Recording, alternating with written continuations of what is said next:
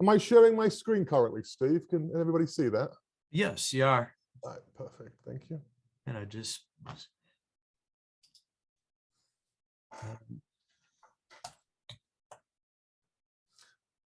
We had lots of snow up here. I know, Molly, I don't know where you're located, but I just looked upstairs in my backyard. We got about 4 inches and the power went out about 15 minutes ago at the house. Oh my gosh. So Where I'm are you located?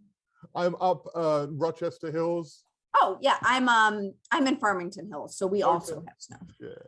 All right, well, I will report here in Grand Rapids, we've had wet snow and nothing. So you guys can just keep it by you.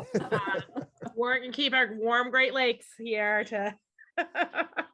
and Helen's from the UP, Upper Peninsula. Any snow up there? Yeah. Oh, yeah. It never stops snowing up here. So. This is your conference snow report.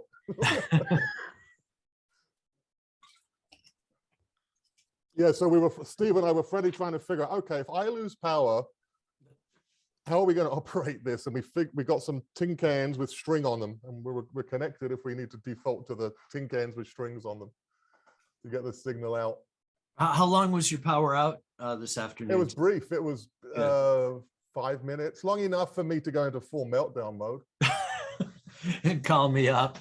Okay, we roll with it. I'm a teacher, former teacher. And Tim, you too, with broadcast news, you deal with second by second snafus. Yeah, deadlines come in 30-second increments in the news business for sure. Yes. So I'm excited to be able to tell and spread the word about Time Shift America. I know some people have, I know Molly's had a little glimpse inside, but we're happy to share the word and start getting this program out and about into the state. I think the furthest, you say UP, we're looking at the Mackinac Bridge. I want to get up to Escanaba because there's so much history in that little town that we want to tell. Which part of the UP is it from? The original part or the part that we added later on? Well, I'm in Sault Ste. Marie, Michigan. Oh, okay. All right. So you're about as north as we get, right? There's a little bit of bends out. Except for the Keweenaw. Except for the Keweenaw, yeah. Right. Isle Royale. And I see Linda's got a Oakland sweatshirt on. Oakland University? Yes, I teach elementary social studies, free service teachers there. Great. My son is graduating from there this semester. Human resources, yes. Great. Fully employed as of a couple weeks ago, which is great. So it's even better yet. yes. Still been in our basement since midway through the pandemic. He's looking to get back out and experience life as a real adult again. You know, I'm seeing that so much. I just came from class, and of course it's snowing like a moose here. And some of my 20-somethings all wanted to leave early because they were afraid of the snow. I'm like, it's Michigan, it's snowing, it'll be okay. Yeah. But my mom's texting me to tell me that I should come home now. So many of them are still living at home, I think. Yes, true. Yeah. Well, What do you think, guys? We're 3 minutes in. Do you think we should start this up? Yeah.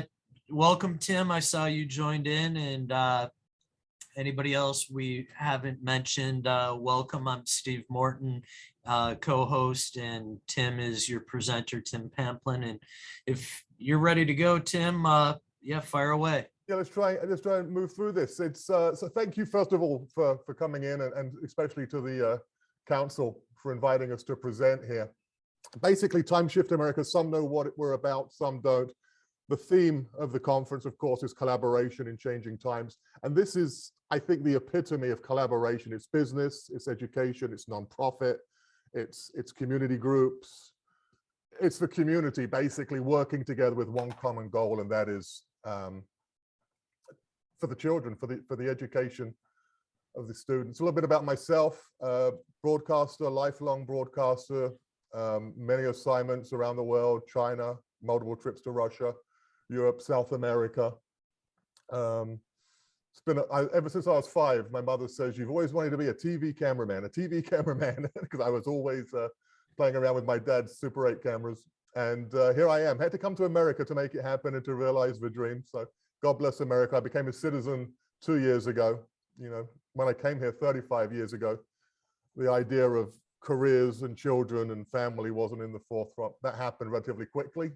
Children have now grown up, and I became a citizen 2 years ago.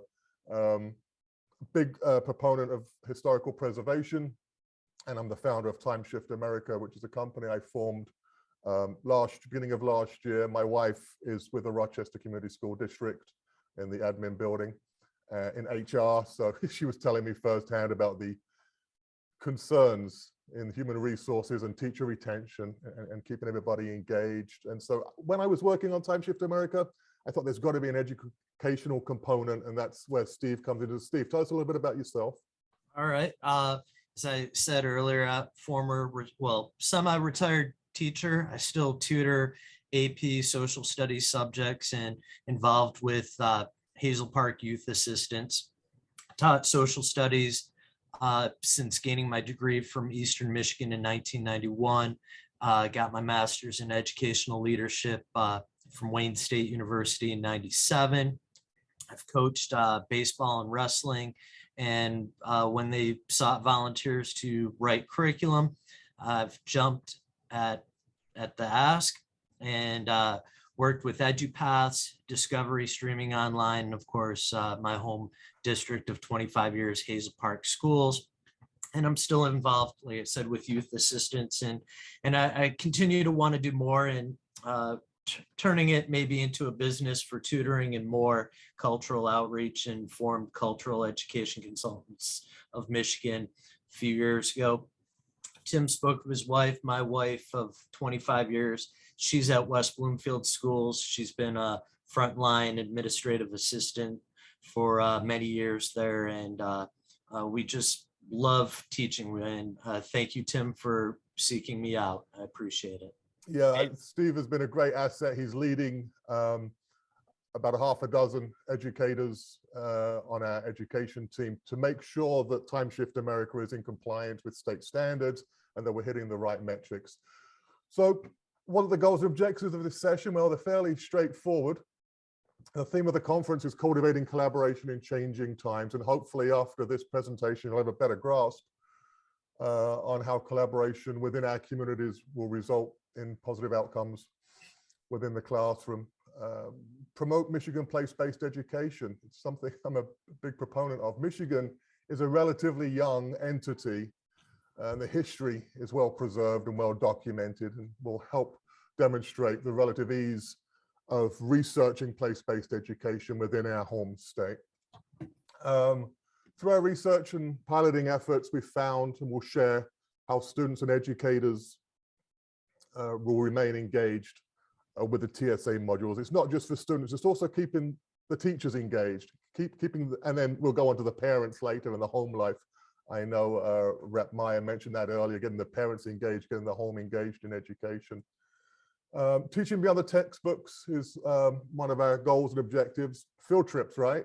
Not to the zoo or the museum, rather out, more granular into our communities, providing eyes-on, hands-on learning, engaging the students, you know, the whole student, the senses, the touch, and feel the history. I remember I was covering a royal wedding a few years back when I was outside Windsor Castle, just to be able, I was live on TV, and just to be able to go up to Windsor Castle and touch and get the energy of that building. I got a little verklempt, and I got very emotional at that moment. And I think that connection with that building, if you see an image of a building from 100 years ago that's still standing today, and you see people standing out there 100 years ago, and you think about their life, and you can go touch that building, stand in that position, the student is immediately connected with that story, with that history. The theme of the conference, again, is collaborating, cultivating collaboration.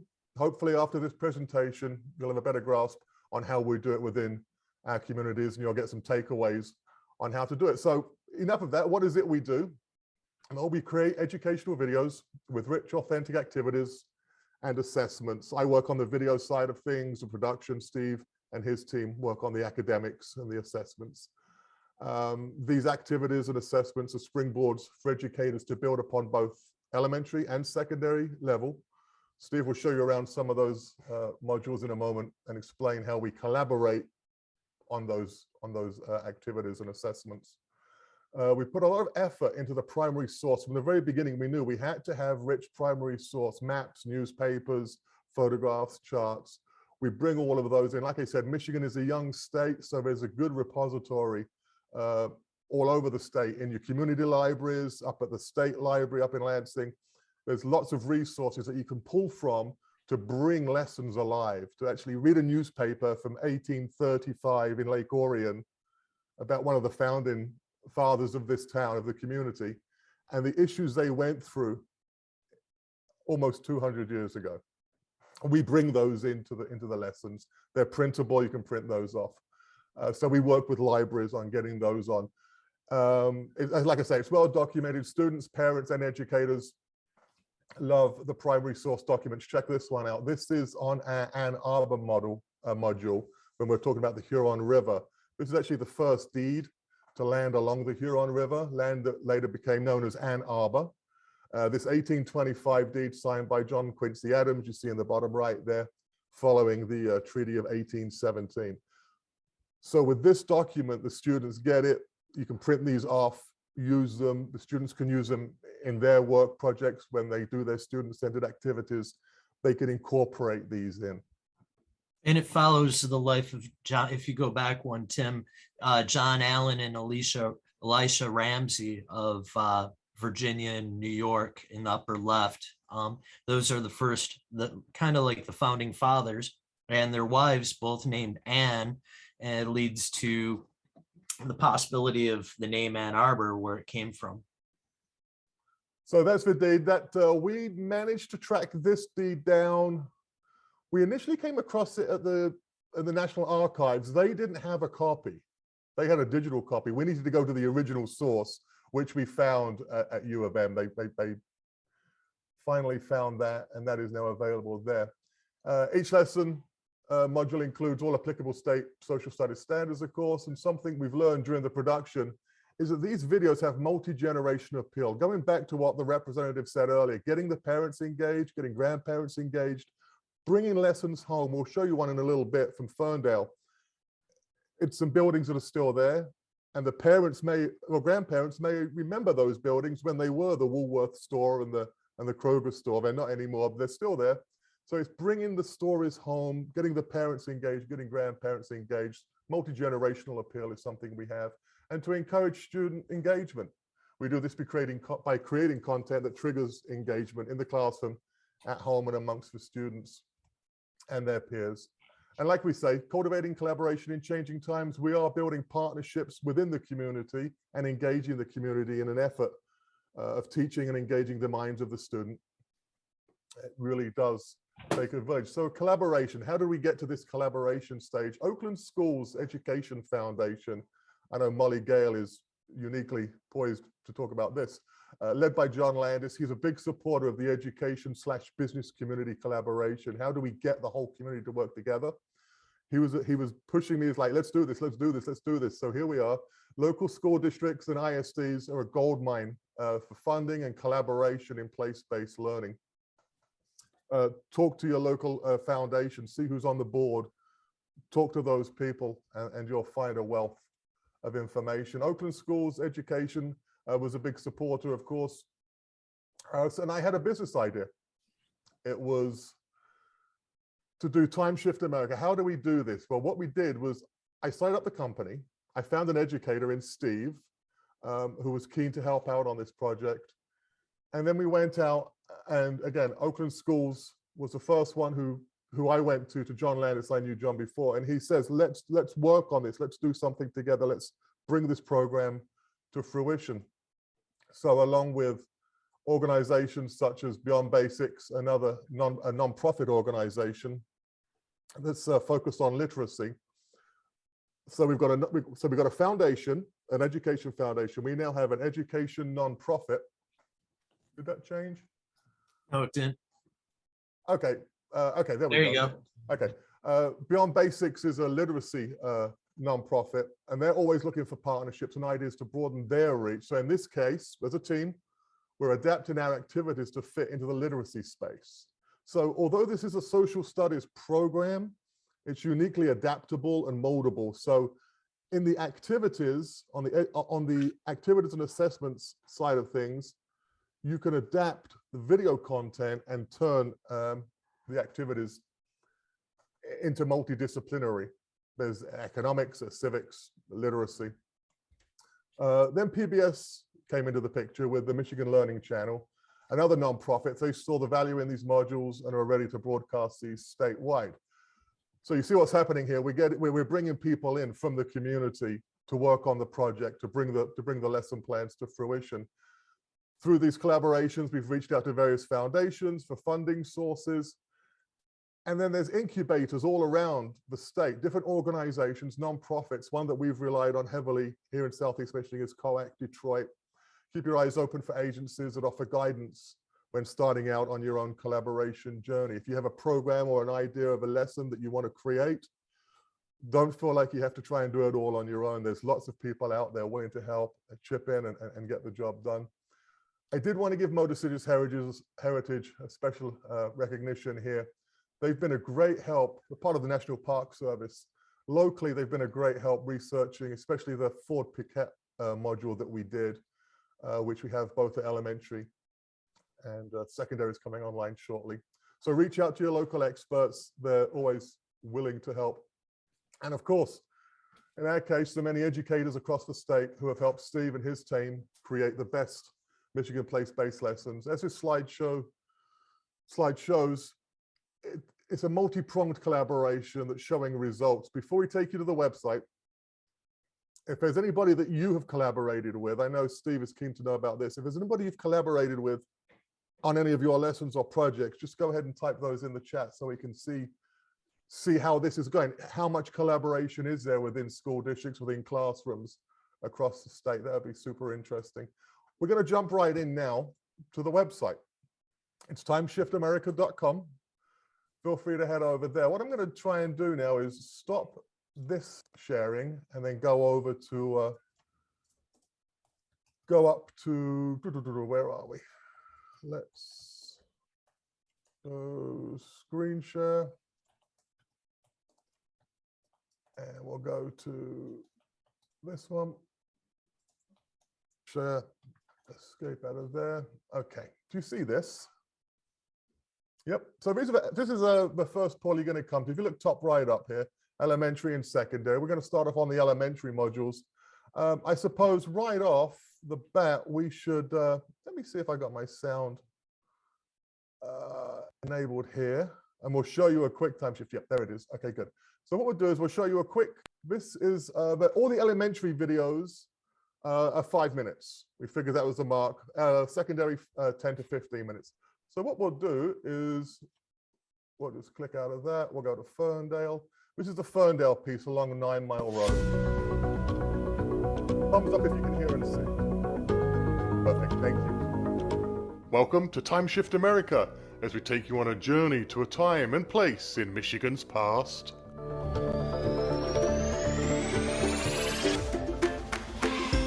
Where are we heading to today? Well, we're taking a trip to Ferndale, Michigan, located in the southeastern part of the state, just north of the state's largest city, Detroit.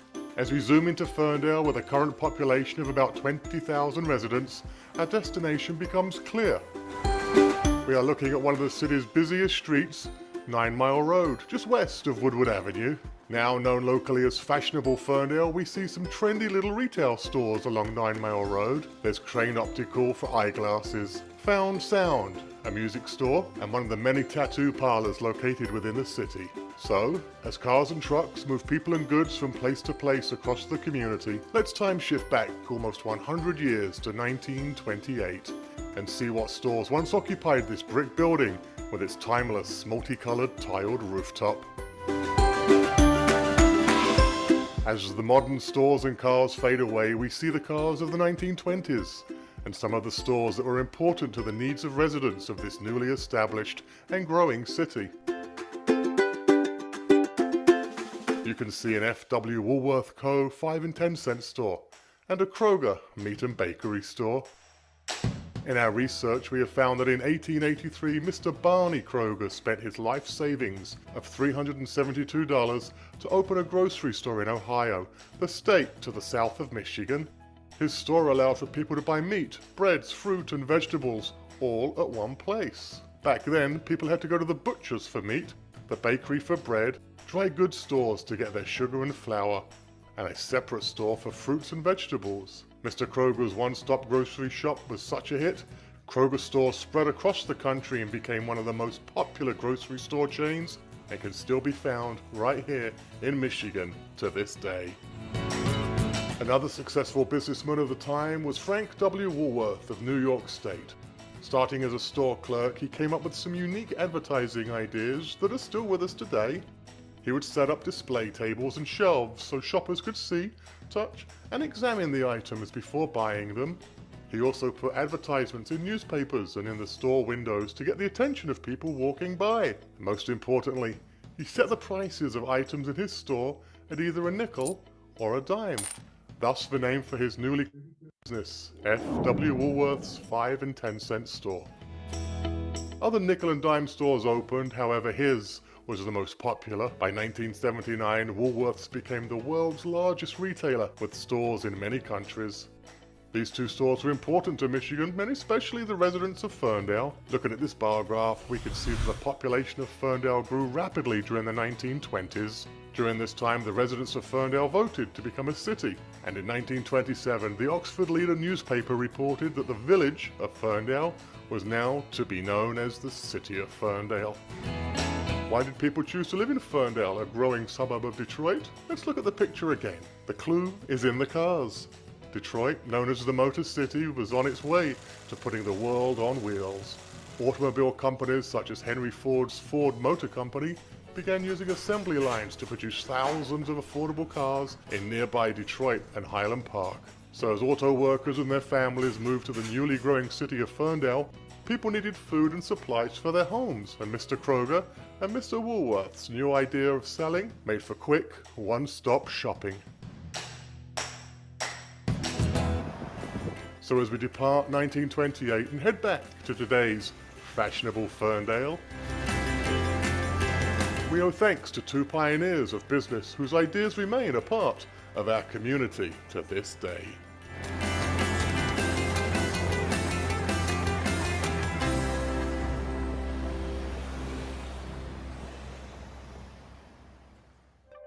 This is your host, Tim.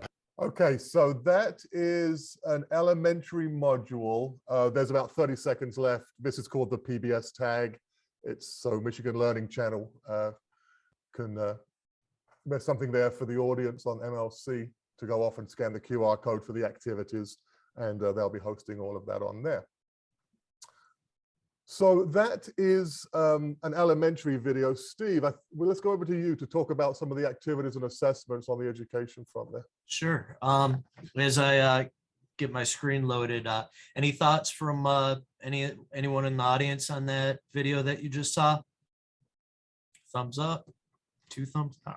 Cool. Thank you. Thank you. Thanks, Kelly. 2 thumbs up. Thanks, Mom. I had a question. Do you have pose any questions for students to consider as they're watching it?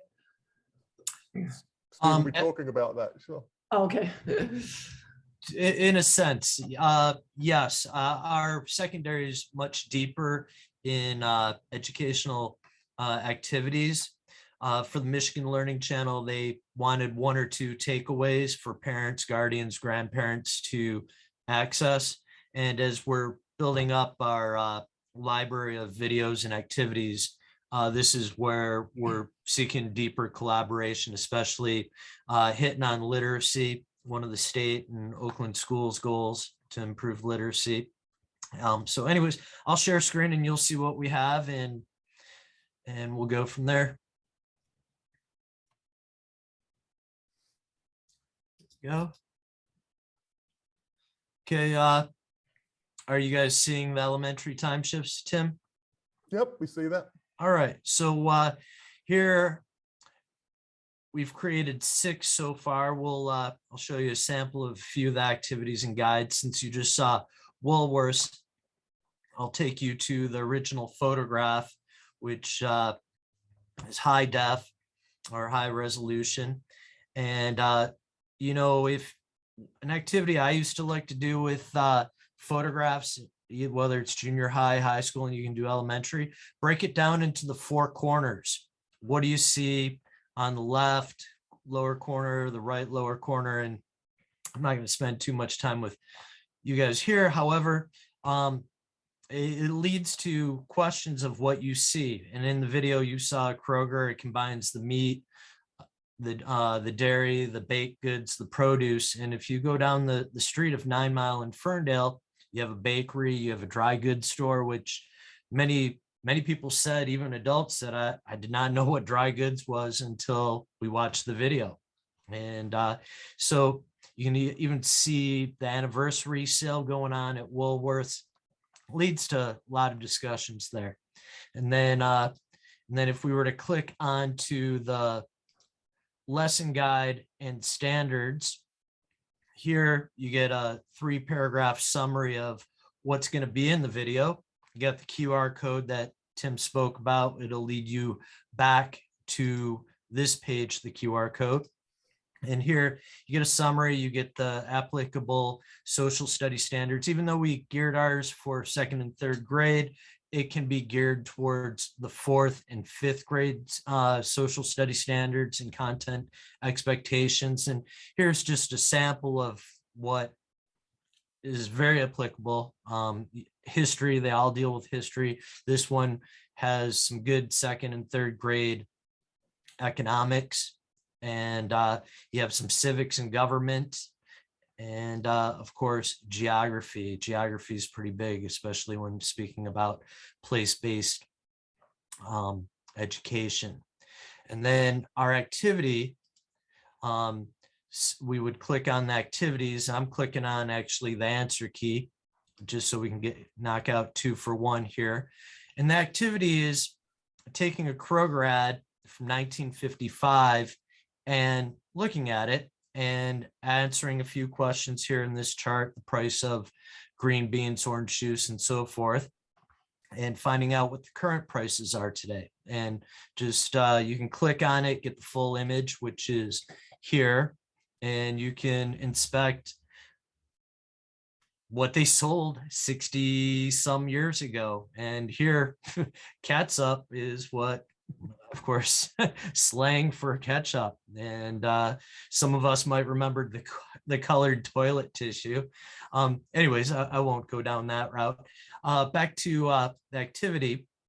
So it's rather simple. Like we spoke, it's Michigan Learning Channel wanted something simple, a simple takeaway, and you can use it in a classroom. And it asks for the source where the students were able to find out the price of the items and seek out, inquire what the prices are today. And it leads to another discussion of what's going on right now with inflationary prices. And then continuing on to a couple more, there's a couple where we have multiple activities. There's Steve, another could you one that, do you mind showing Harper Hospital, the activity yeah, on that one? I'll take us. So Yeah, there you go.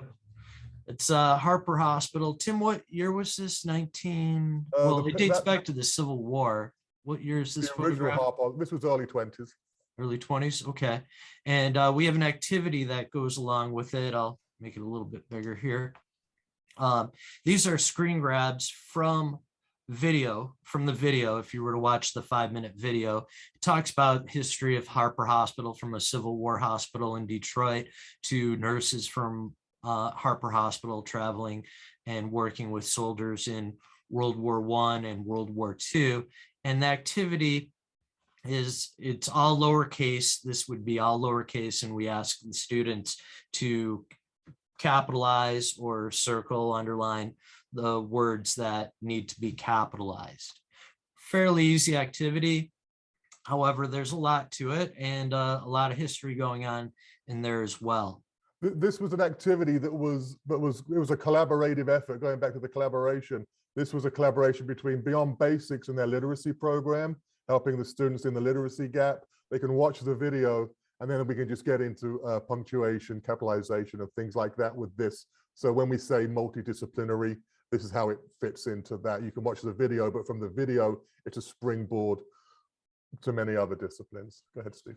And some of the other activities are 5-finger retell, summary, what if, what will happen, what do you predict?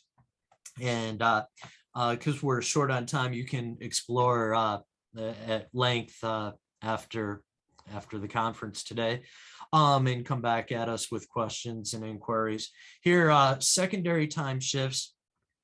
These are a little bit more in depth. If we were to take Woolworths, for example, we don't speak about Kroger in this one. We speak about the history of Woolworths. We incorporate women joining the department store union, fighting for the right to unionize. We talk about the lunch counter sit-ins in the South and the Woolworths there, and much more. Just it's more complex. We have more diverse topics that we cover for whether secondary level, junior high, high school. And in each one of these, if I'm going to click, we have, if I were to click on Petoskey Harbor, that's the one that we're going to show. This is where it would take you. A lot more in depth here. We have a little summary of what it's about. We have a preview for the teacher to watch to see, hey, if this is something that you would like to use in your class, instead of watching a 15-minute video, you get a 2-minute 11 video, or maybe you could have your students preview it too to see what's coming out. Tim, are you ready to share that? You have that? Yeah, loaded? we got it. Well, let's show the 2-minute preview. I was actually on vacation. If you go ahead and relinquish for share, Steve, then I can take over that. There you go. Let me see. Share sound. Do you see the video screen there? Yes, we do.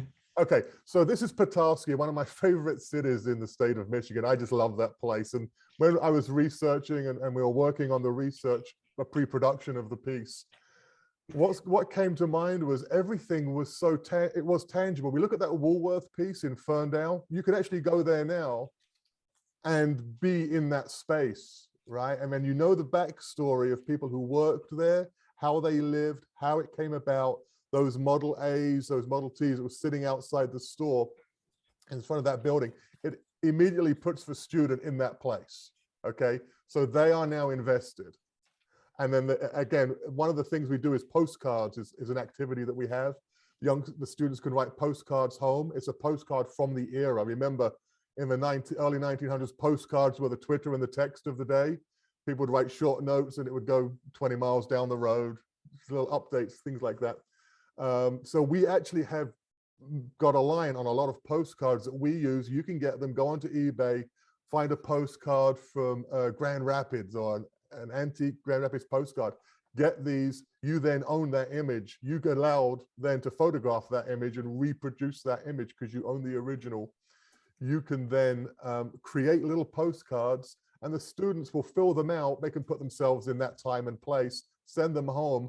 Mom or dad's getting the mail. They find a postcard from the student with their message and now they're engaged. They're like, what is this? I remember this building when I was a child. So you've got instant buy-in. Anyway, I digress. Let's go to Petoskey. This is a preview piece. So if you're a secondary educator, you want to go into the closet, see which one you want to show. They can spend 2 minutes to look at this. Show you some 15-minute, 58-second video. In this time shift lesson, we transport the student to Northwest Michigan and the resort town of Petoskey. This lesson explores how the land and water around Petoskey is transformed from a resource-rich area inhabited by Native Americans to a bustling tourist city that still honors its roots. This time shift journey starts in 1890, then looks back and forward through time as life in the area is transformed by the flow of people seeking to enjoy and profit off the abundance of natural resources in the area. Petoskey attracted settlers and entrepreneurs to transform a land once occupied by the Ottawa, a Native American nation of hunters, farmers, and traders. Negotiated treaties had opened up the land for purchase, and with the growing population of newcomers, the land and its people would be transformed. Initially, French fur traders interacted and traded pelts with the first peoples in the area, and then came religious missionaries spreading their gospel. A businessman builds a harbor, port, and more. The railroad tracks from Chicago and Grand Rapids end in Petoskey. The lumberjacks made sure the trains and ships are loaded with lumber. The ladies of Petoskey organized during a world war and gained the right to vote soon thereafter. Despite the original upheaval of both the indigenous communities and the old-growth pines, the forests are again today thriving, and many Native American traditions are still being practiced there today. The lesson video runs about 15 minutes, and the supporting website content is rich in authentic primary source documents that will allow the student to continue their journey of discovery. So that's a little introduction, a little primer. I don't know that a student would need to see this, more the educator could look at it and see if that's something that fits in with what their lesson plan looks like. And that's on the secondary level. On the secondary level, we do get into the boarding houses, the Native American schools in the news now. Again, it's not appropriate, I don't suppose, for at an elementary level. Again, I defer a lot of this to Steve and his team on what fits into the script and what doesn't. Certainly at secondary level, no question about that. And it's timely, it's happening now and it's in the news. So Steve, do you want to go ahead and just give us a quick tour on the... Yeah, well, while you were mentioning postcards, I was thinking of the Sulaks and Helen, one of our guests here. Maybe we could do a time shift there at some point. So, all right, let's go to the secondary. As Tim said, it's a little bit deeper. And I'm going to take you to some of the standards that we've hit upon Petoskey. We have many that are geared towards the high school, and this one we geared specifically towards the middle school, and it's easily adaptable to the high school level. And so we're hitting the C3 framework, civics and government in there. And as you can see, it's a little more extensive. You can go through them a little bit further on your own time. Next up, we'll click on the website overview, where we spent a lot of time putting together a website for the students and the teacher to be a guide as to what they could find in this time shift video. You have a summary of Petoskey Harbor, and in the full 15-minute video, this touches on many of it, and there's more facts in there. Right here, you got some quick facts, and the short one that I love is that Michigan pine made more wealth for people than the gold of California. We have primary sources here, which we'll hit on. Treaty of Washington, 1836, and as Tim spoke about, the Holy Childhood School, which has been in the news, not deep, it is deep in the news. The Pope's speaking about it. It's in Canada, all of North America. This video, I think, is several years old. Native American historian Eric Hemingway speaks about the Catholic boarding schools. And then we get a little bit deeper in a culture that's kind of going extinct, the logging culture. And you got some older videos and a quick interactive quiz, not a deep assessment, just to pick the student's interest. That is interactive, tells them what they got right, wrong. When we were, let me just jump in here, Steve. When we were thinking about the overview, I had in my mind, this is something that the student or the educator can go to a day before, or say, okay, guys, go to this webpage, check this out, get engaged, and then tomorrow we're going to watch the video. You, as the educator, you have complete control as to how you work this into your day, into your lesson plans. But that overview, we decided to curate it in such a way that it's engaging from the get-go. It's bite-sized pieces, right? Little bits of information that will pique the interest. And from our piloting in the various school districts we've been in, it's working. Go ahead, Steve. Sorry. Yeah, it's standalone. The video standalone. The website could stand alone. Whether it's 15 minutes with a sub or something, you got to go out for a conference and in the front office and, okay, watch this video, and hey, we're going to come back to the assessments, and you're going to pick an activity or and we spent a lot of time here. Again, you can break down the pictures, do some overlays. And last summer, we met with a superintendent of a larger Oakland County school district, and he said he'd like to see us create some more activity-based assessments. And here we have about 8 of them. Oh, we do have 8 of them. And if I go to the overview, well, I'm missing one more page to go to. You have 8 assessments. Tim likes the activity number 8. Tim, if you want to speak I love it briefly hard about- for this one. I'm an amateur rapper. Don't talk to my wife about it. She calls me Poolio. Yeah. Using terms and slang for, okay, so you had shanties. You know what a sea shanty is, right? We're all rowing in the same direction. Hey ho, and up she rises. Right, okay. So they did the same thing in the logging industry. They'd have soaring shanties, songs that they could work to. So what we've managed to do is we found some music. It was like the audio track, and the students could use words and terms and use that audio track and use their device to record their voices and that audio and create their own shanty, their own logging shanty from information they've learned. This is at a secondary level. It would work well in the elementary level, just for a little bit of fun in the classroom, right?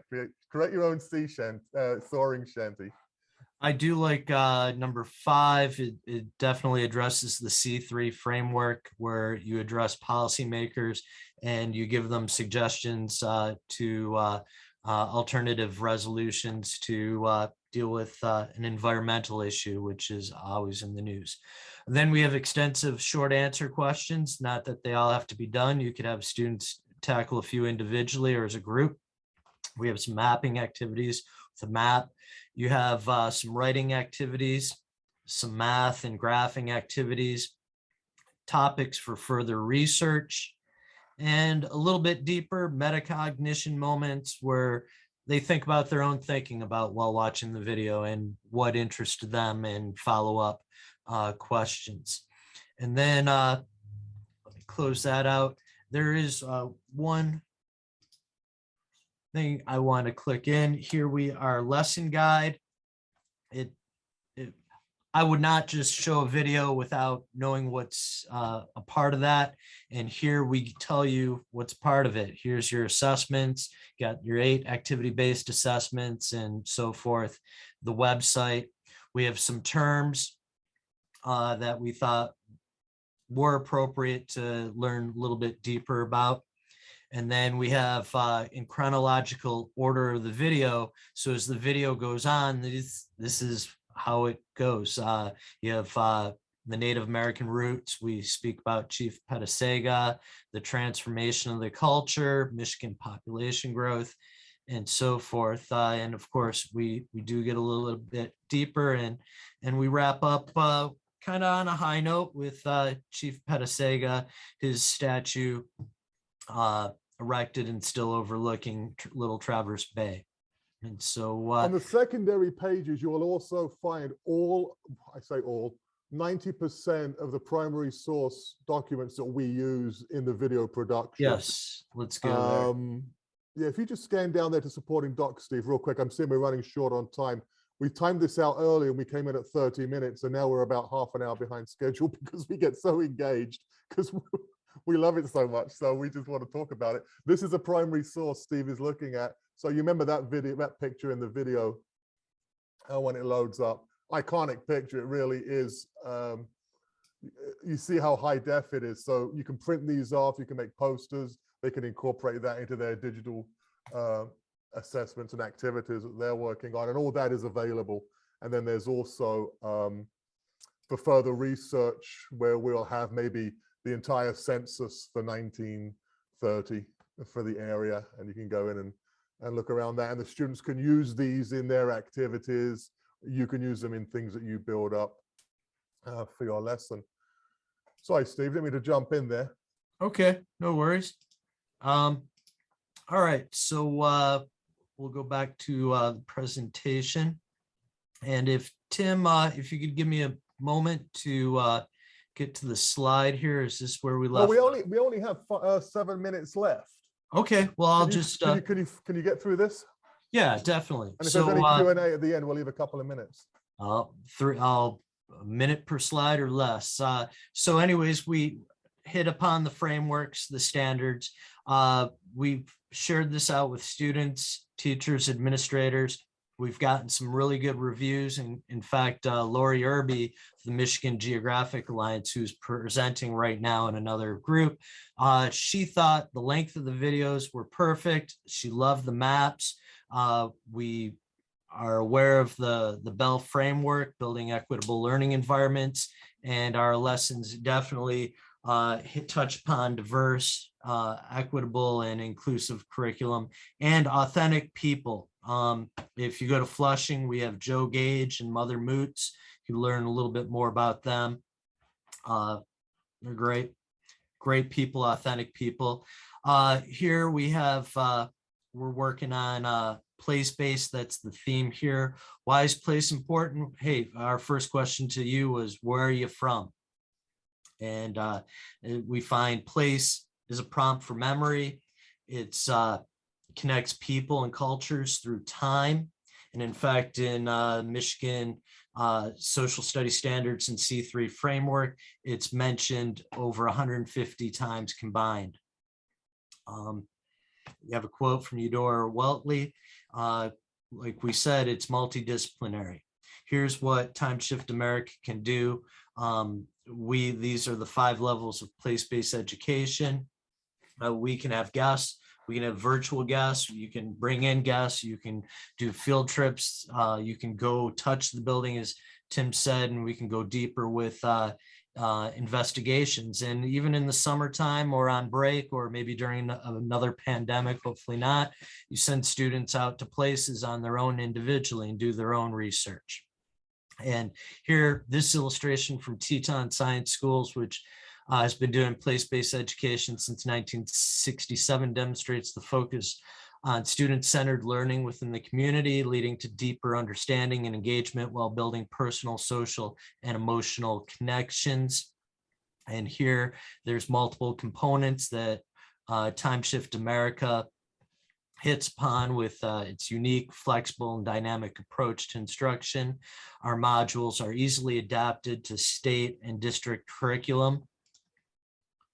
And just a couple more slides here. Summary, Time Shift America lessons have relevance and personal impact, giving students voice and choice to springboard to places that are engaging and enriching to them.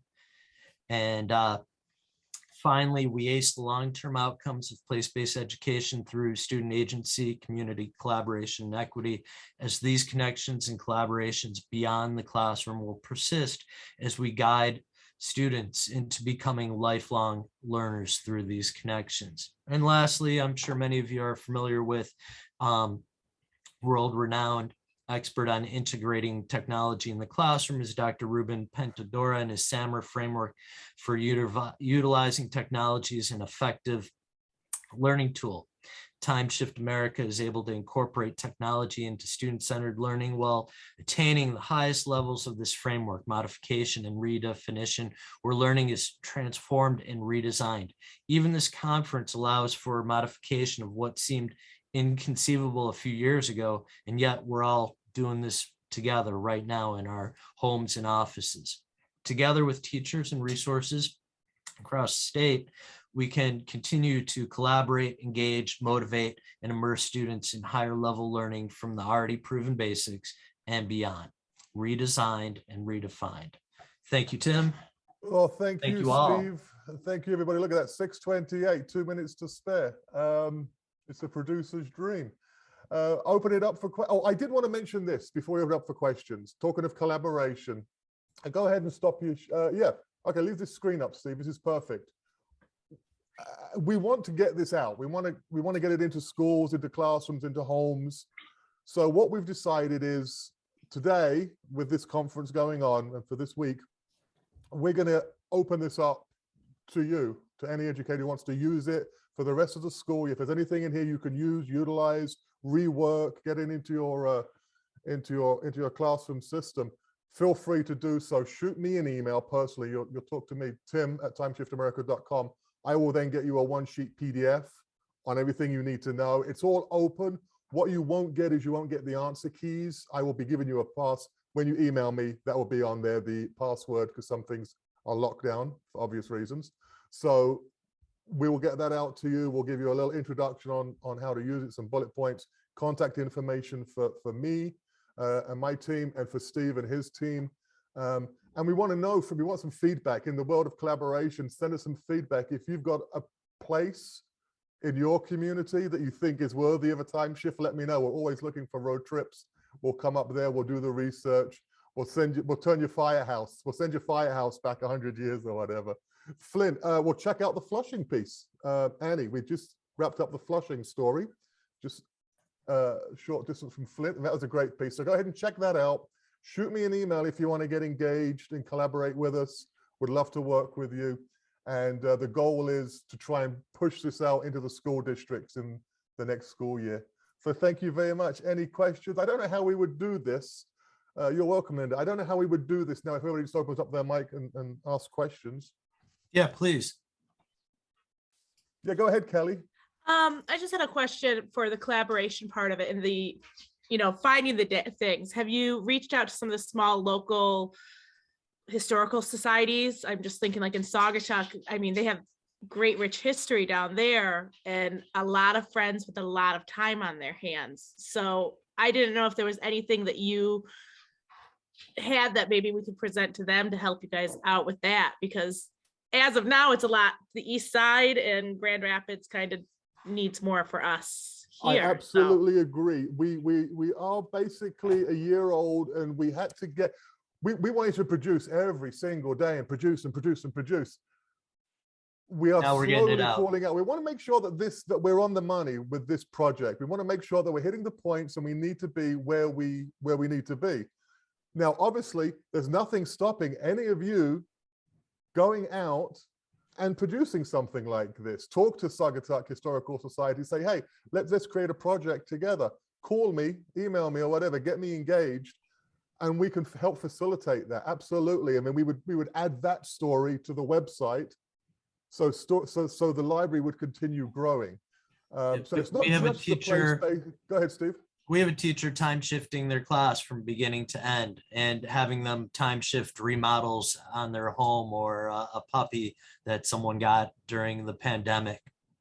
So yeah, we're open. We're reaching out. Railroad groups are want us to do railroads, and Michigan Department of Transportation has like a 40-page booklet of the history of Michigan railroads. So that's something we're gonna pick apart. So yes, thank you. We do want to get I involved. just have to say those 5-minute videos for elementary, that's about all we have right now for social studies. So that is Wow. fabulous.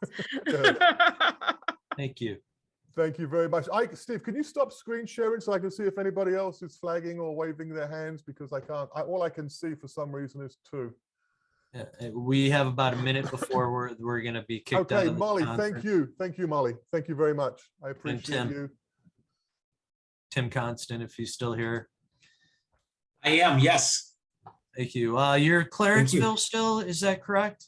I am, yes. Alan Canner is a college friend of mine. I'm good friends with his brother, and Wendy Graham too. Adam Lincoln is about to kick us out. I look forward to continuing conversations with all of you in Oakland University. Thank you very much. It's wonderful, everybody. Thanks, everybody. Feel free to shoot me an email, and let's get engaged and let's collect and collaborate.